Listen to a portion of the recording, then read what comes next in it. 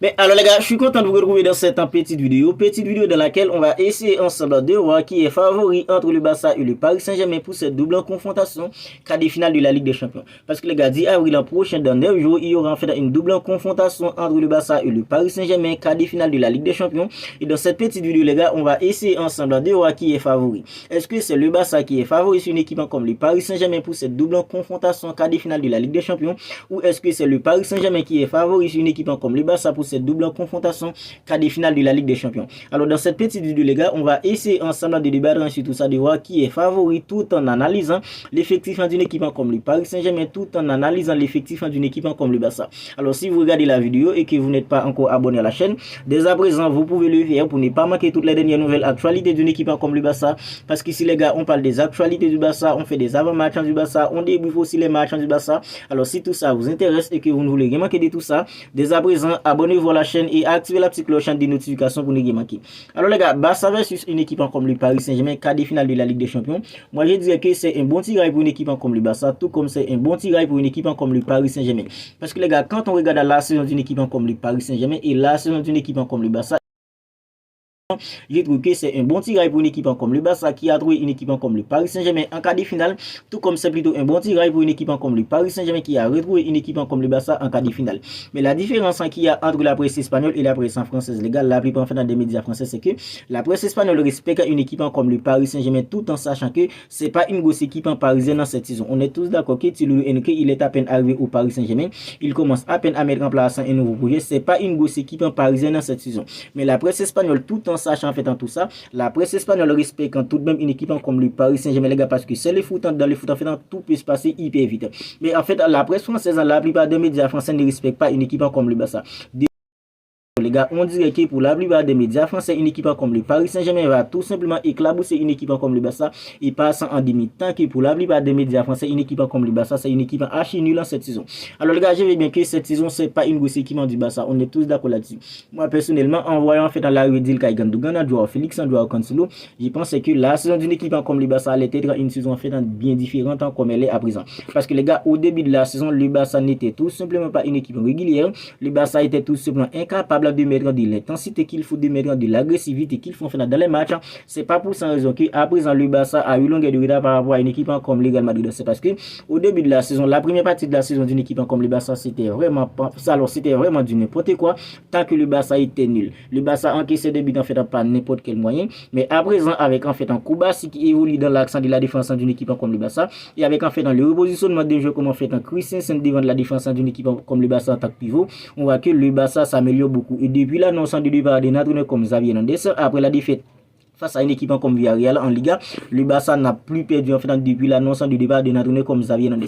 Alors tout en sachant tout cela les gars, en fait pour la plupart des médias français, une équipe comme le Paris Saint-Germain est archi favori sur une équipe comme le Barça. Alors voyons tout ça en fait tranquillement. Quand on regarde l'effectif d'une équipe comme le Paris Saint-Germain les gars, est-ce que le Paris Saint-Germain a un meilleur effectif par rapport à une équipe comme le Barça? Je pense pas. C'est vrai, une équipe comme le Paris Saint-Germain a un joueur comme Kylian Mbappé, c'est un joueur qui peut faire la différence à tout moment, c'est un joueur en fait en tout seul exceptionnel qui peut faire basculer un match à lui tout seul à tout moment. Mais je pense pas que les gars avec en fait un Kylian Mbappé qui est un joueur hors du commun dans l'effectif d'une équipe comme le Paris Saint-Germain, tout ça fait que le Paris Saint-Germain en fait est bien au-dessus d'une équipe comme le Barça, je crois pas. Quand on regarde l'effectif d'une équipe comme le Barça les gars, dans le but pour une équipe comme le Barça, c'est un gardien comme Marc-André Ter Stegen, et dans le but pour une équipe comme le Paris Saint-Germain, c'est un gardien en fait comme Donnarumma. Est-ce que Donnarumma est meilleur que Marc-André Ter Stegen les gars? Marc-André Ter Stegen, il a passé environ 2 mois et demi sans jouer au football à cause en fait d'un problème au dos, mais Donnarumma les gars, il fait tout simplement une saison correcte pour une équipe comme le Paris Saint-Germain, une très bonne saison en fait, je dirais même. Parce que les gars, la saison dernière, Donnarumma, il était là tout le temps en train de faire des boudins dans le but pour une équipe comme le Paris Saint-Germain. Mais cette saison, les gars, avec l'arrivée de Thilo Henry, on voit que Donnarumma, en fait, dans ses performances, s'améliore beaucoup. Et même Balopi, on voit que les gars, il y a eu en fait beaucoup d'améliorations en fait de la part d'un gardien comme Donnarumma. C'est tout selon une saison extraordinaire qui fait en fait un gardien comme Donnarumma. Il a à être un gardien de but solide, lucide dans le but pour une équipe comme le Paris Saint-Germain à présent. Mais quand on est les gars, si on voit que le Barça, en fait, la défense d'une équipe comme le Barça s'améliore beaucoup. Le Barça n'encaisse pas trop de buts facilement à présent, c'est pas dû au hasard. Non seulement Koubassi, il a pourtant un soulagement dans l'accent de la défense d'une équipe comme le Barça, avec en fait ses sorties de balance, ses interceptions, sa lecture du jeu, parce que Koubassi, c'est vrai, il n'a que 17 ans, mais la façon dont le gars, il est capable en fait, de lire en fait, le jeu de l'équipe adverse, la façon dont il est capable de couper les contre-attaquants de l'équipe adverse, la façon dont il est capable de bien faire sortir les ballons, ça apporte tout selon une amélioration de fou dans l'accent de la défense d'une équipe comme le Barça. Parce que les gars, quand tu as un défenseur qui est capable de bien faire sortir les ballons proprement, on est tous d'accord qu'il n'y aura pas de perte de ballon fait inutile dans des positions dangereuses qui peut mettre l'équipe en difficulté. Et Koubassi, à présent, les gars, il apporte tout ça parce que les gars, c'est un défenseur qui est capable de bien faire sortir les ballons proprement.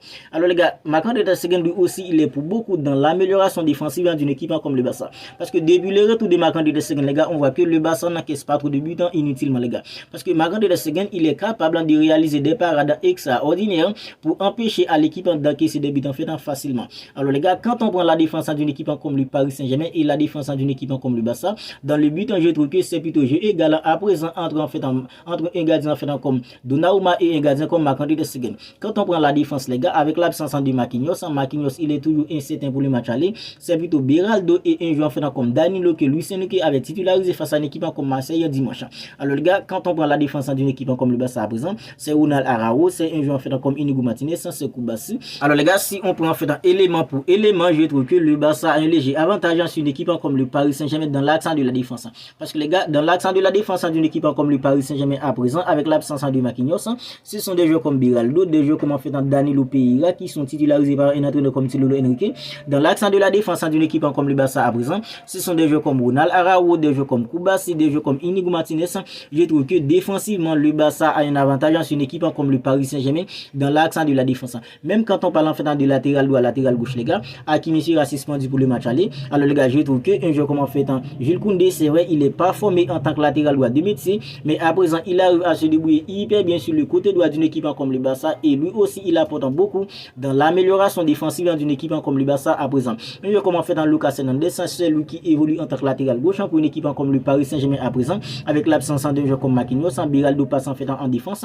Alors je trouve que aujourd'hui, on peut pas comparer un joueur comme Joao Cancelo à un joueur comme en fait Lucas Hernandez, parce que Cancelo non seulement il est polyvalent, il peut jouer à gauche, il peut jouer à droite, mais les gars, il apporte beaucoup offensivement, il est tellement fort, les gars, c'est un joueur qui peut faire la différence à n'importe quel moment. Franchement les gars, je trouve que quand on prend en fait la défense globalement, latéral droit, latéral gauche, accent défensif, je trouve que le Barça a un avantage sur une équipe comme le Paris Saint-Germain. Alors au milieu les gars, pour une équipe comme le Paris Saint-Germain, ce sont des joueurs comme Fabien Ruiz, des joueurs en fait comme Zahimri, des joueurs en fait comme Ugarte, Vitinha. Alors puisque un joueur comme en fait en Pedri jusqu'à présent il est incertain, puisque Frenkie de Jong jusqu'à présent il est incertain, je trouve que les gars avec en fait un Ilkay Gundogan, on peut pas dire que en fait le Barça a un avantage sur une équipe en fait comme le Paris Saint-Germain au milieu avec en fait Pedri qui est incertain et Frenkie de Jong qui est incertain. Parce que les gars, si Frenkie de Jong en fait est présent, si Pedri en fait est présent, je trouve que les gars, le Barça là aussi le Barça a un avantage sur une équipe comme le Paris Saint-Germain. Puisque les gars en fait Pedri il est incertain, Frenkie de Jong il est incertain. Alors à présent le Barça n'a que Ilkay Gundogan, Sergio Roberto et Fermin Lopez. Alors, avec l'absence de Pedri et l'absence de Frenkie de Jong, je trouve que les gars ça va être très disputé dans l'entrejeu des deux équipes.